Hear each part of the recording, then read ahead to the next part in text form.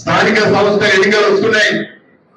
ఆ ఎన్నికల్లో మీ అందరినీ కూడా మీ రిజర్వేషన్లను బట్టి మీ అర్హతలను బట్టి ఇక్కడ ఉన్న చాలా మందిని సర్పంచ్లుగా, ఎంపీటీసీలుగా, ఎంపీపీలుగా, జెడ్పీటీసీలుగా చేసుకోవాల్సిన బాధ్యత నా పైన ఉన్నది, కాంగ్రెస్ పార్టీ పైన ఉన్నది. అది జరగాలి, ప్రజలు మనతో ఉండాలి అంటే మనం కాంగ్రెస్ పార్టీతో ఉండాలి, కాంగ్రెస్ పార్టీని కాపాడుకోవాలి. మనం నమ్ముకున్న కార్యకర్తలు ప్రజలు కూడా కాపాడుకోవాల్సిన బాధ్యత మనందరి పైన ఉంది అని చెప్పి ఈ సందర్భంగా తెలియజేస్తున్నాం. ప్రతిసారి ఒక మాట మాట్లాడుతున్నారు, కడియం శ్రీయేవి అవకాశవాది బీఆర్ఎస్ లో గెలిచి కాంగ్రెస్ పార్టీలోకి వచ్చారు అని నేను ఈరోజు ఒక మాట చెప్పాలనుకున్నాను.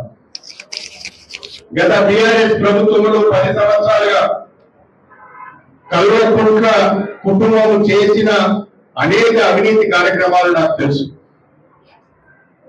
ధరణిలో 100 ఎకరాల భూములను ధరణిని అడ్డం పెట్టుకొని 100 ఎకరాల భూములను హైదరాబాద్ లో ఆక్రమించుకున్న విషయం కూడా నాకు తెలుసు. ఏనాడో ఒకరోజు పాపం పండుకొని పాపం పండిన రోజు వీళ్ళందరూ కూడా కోర్టుల చుట్టూ, జైళ్ల చుట్టూ తిరగాల్సి వస్తుంది.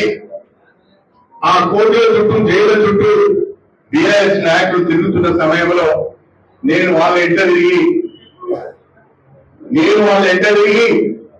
ఆ పెట్ట కొంత నేను రాసుకోవడానికి ఇష్టం లేకుండా బయటకు వచ్చానని చెప్పేసి